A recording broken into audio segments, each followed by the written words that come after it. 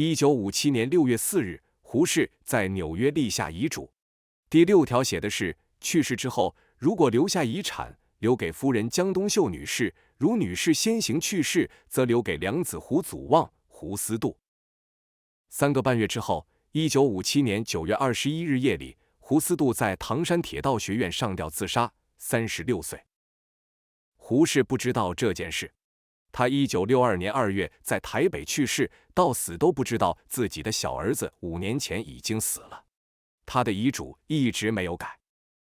这一期讲胡适和共产党，不讲他的学术，不讲白话文运动，只讲一件事，他对这个党做过的判断，后来一条一条应验了，而应验的方式是落在他儿子身上。先从最早的接触讲起。1919年7月，胡适在《每周评论》上发表，多研究些问题，少谈些主义。文章的核心是一个方法论主张，空谈外来的主义没有用，一切主义都是某时某地的具体主张，搬到别处就要重新研究，解决问题要一个一个来，从人力车夫的生计、女子的解放、教育的改良这些具体的事情入手。李大钊在论问题与主义里回应，他的意思是，问题必须有一个根本的解决，否则一个一个去修补，永远修补不完。根本解决的办法就是主义。这场辩论后来被写进教科书，标准结论是李大钊代表了正确方向，但两个人当时的关系并不敌对。李大钊在文章里称胡适为阔之先生，胡适此后多年一直保存着他们的通信。同一年，一个26岁的湖南青年在北京大学图书馆做助理员，他给胡适写信，署名是你的学生毛泽东。这不是修辞。毛泽东在1936年对斯诺讲述自己的思想历程时，明确提到过《新青年》和胡适对他的影响。他1920年在长沙办文化书社销售的书目里有胡适的著作。30年之后，情况完全反过来了。1948年12月14日，南京方面派飞机到北平接教授南下，胡适上了飞机，同一批名单上的人选择不同。陈寅恪上了飞机，但到南京后没有去台湾，最后留在广州。1949年之后留在大陆。傅斯年去了台湾，而多数教授留下了。胡适为什么走？他自己后来给过一个说法，不是不爱这个国家，是因为他知道自己那一套东西在新的秩序里没有位置。他在日记和书信里反复提到的一个判断是，共产党要的是一元的思想，而他一生主张的是怀疑和实验，这两样东西不能共存。留下的人当时的想法也可以理解，他们中的很多人对国民党已经彻底失望，对新政权抱有期待。这种期待在当时不是天真，它有白纸黑字的依据。校署编的《历史的先生》收录的全部是1940年代中共自己在《新华日报》和《解放日报》上公开发表的文章。那些文章的题目本身就是内容，结束一党治国才有民主可言，一党专政反民主，共产党绝不搞一党专政，没有民主，一切只是粉饰。1945年2月2日的《解放日报》头版标题是结束一党专政，建立联合政府。这些文章反复声明的几件事，包括言论出版自由不受审查，各党派平等竞争，政府由选举产生，共产党员在政权中只占1/3。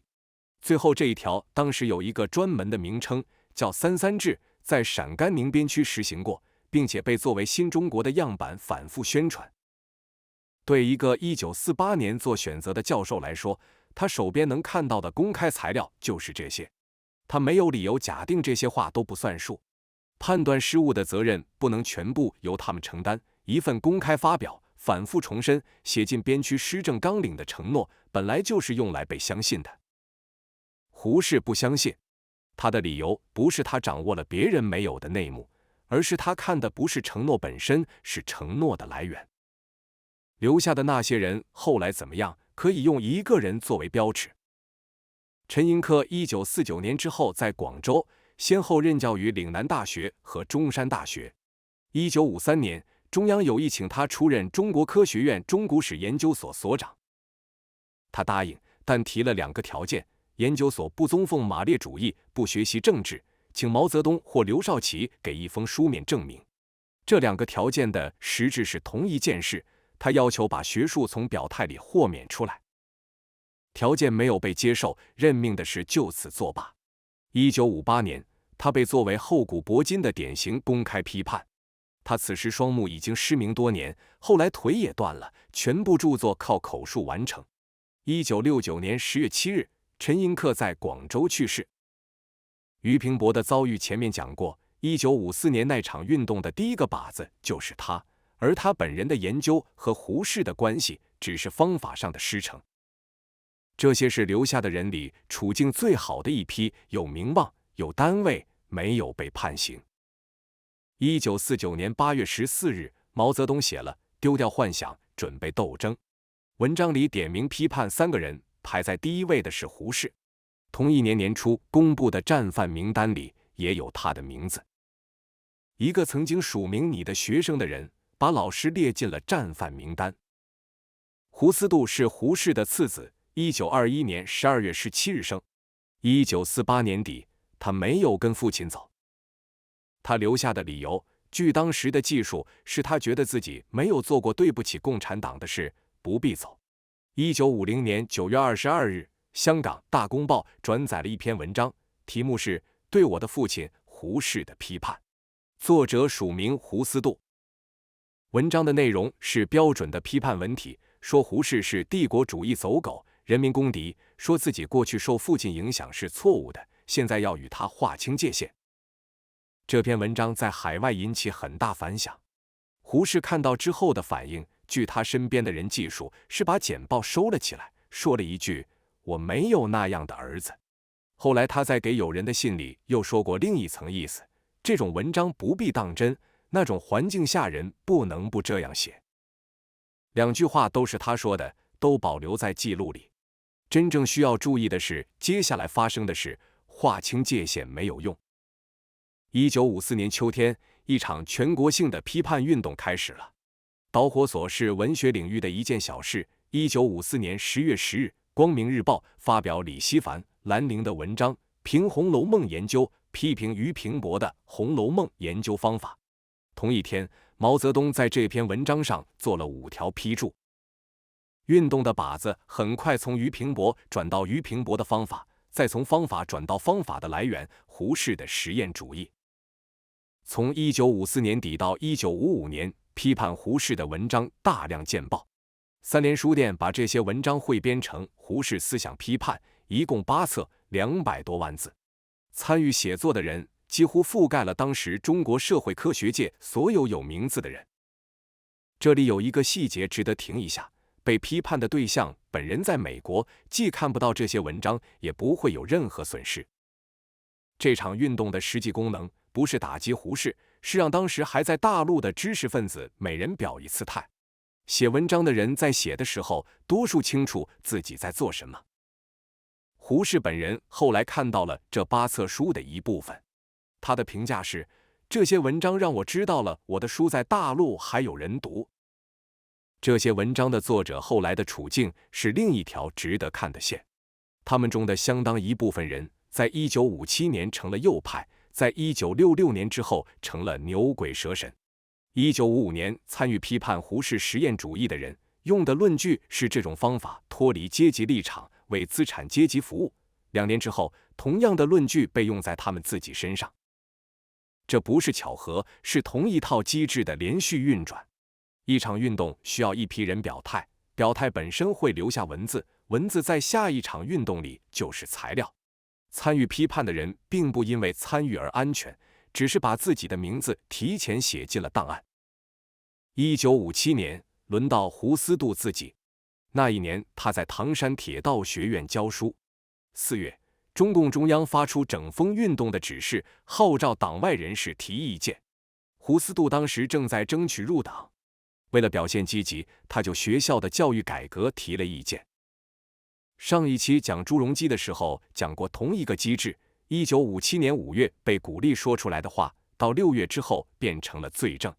定性在前，标准在后，而且划右派带着名额指标。5月20日，人民日报发表文章批评胡思杜用卑鄙的手段企图夺取学校领导权。文章里特别加了一句：“这是胡适的儿子胡思杜说的。”这一句是关键。他7年前公开发表的那篇批判父亲的文章，在这一刻完全不起作用。当局需要的从来不是他与胡适的关系断了，而是这层关系随时可以被重新接上，需要的时候，他就是一个现成的罪名。他被划为右派。9月21日夜里，他上吊，36岁，未婚，无子女。他留下的遗书是写给堂兄胡思孟的，大意是：我没有亲人了，也没有别的朋友，你来处理我的后事，把我的东西处理了，钱还给公家。胡思孟去收的尸，因为死者是右派，不能开追悼会，不能通知任何人，埋在唐山郊外，没有立碑。1980年11月，胡思杜的问题被重新复查，结论是错划，予以平反。距离他死亡23年，平反通知书上没有可以送达的人。现在回到最初那个问题，胡适对共产党的判断到底对不对？他说对的部分是清楚的。他在1940年代末反复讲的一件事是，一个不允许怀疑的体系，最终会要求每个人不断证明自己的忠诚，而这种证明永远不会有终点。他儿子的经历就是这句话的完整演示，先与父亲划清界限，再在整风中积极提意见，每一步都在证明忠诚，每一步都被下一步作废。他还说对了另一件事：1949年之前，很多人认为共产党反对的只是国民党的专制，等到取得政权，自然会实行他在《新华日报》上承诺过的那些东西。胡适不这么看，他的理由不是道德判断，而是一个结构判断。一个靠严密组织和统一思想取得胜利的政党，不会在胜利之后拆掉让他取得胜利的那套东西。他说错的地方也要列出来。第一，他长期低估了国民党政权自身的问题。他对国民党的批评是有的，态度也一直是独立的，但他始终认为那是一个可以改良的体系。事实证明，改良的空间比他估计的小得多。第二，他对自己的影响力有过高的估计。他相信教育和自由讨论能够改变社会，这个信念在1930年代的中国就已经缺乏支撑。他晚年在台湾的经历是这一条的直接证明。1949年，雷震与胡适、王世杰等人筹办《自由中国》杂志，胡适是发行人。杂志办了10年零9个月，出到第267。1960年，雷震等人筹备组织中国民主党，触到了国民党当局的底线。9月4日，台湾警备总司令部以涉嫌叛乱的罪名将雷震逮捕，杂志停刊。10月8日，蒋介石明确指示雷震的刑期不得少于10年，复判不能变更初审判决。一个刑事案件的判决结果，在开庭之前由最高领导人定下来。胡适当时在美国。11月18日，他回到台湾，向蒋介石当面求情，说逮捕雷震的处置相当不恰当，应当交由司法公开侦查审判。没有结果，雷震服刑10年，1天没有减。胡适本人没有受到牵连，也没有与蒋介石公开决裂。这件事此后一直有争议，有人认为他在那个位置上已经做到了能做的极限，也有人认为一个自由主义的象征人物在这种时刻的沉默本身就是一种表态。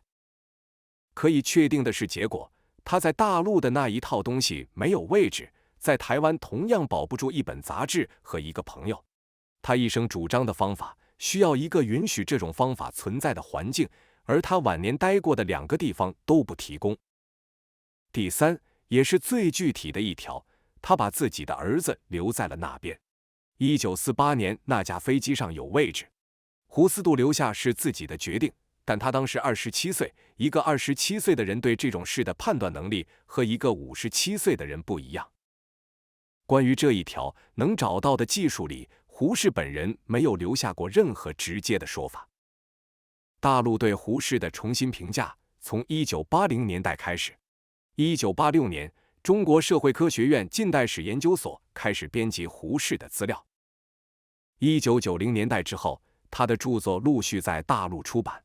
今天在大陆的书店里可以买到胡适全集，而讨论他的文章仍然要绕开一部分内容。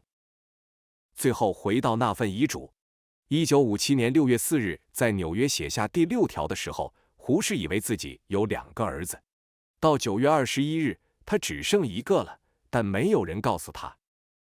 他1962年2月24日在台北去世，倒在中央研究院的酒会上，心脏病。遗嘱没有改过。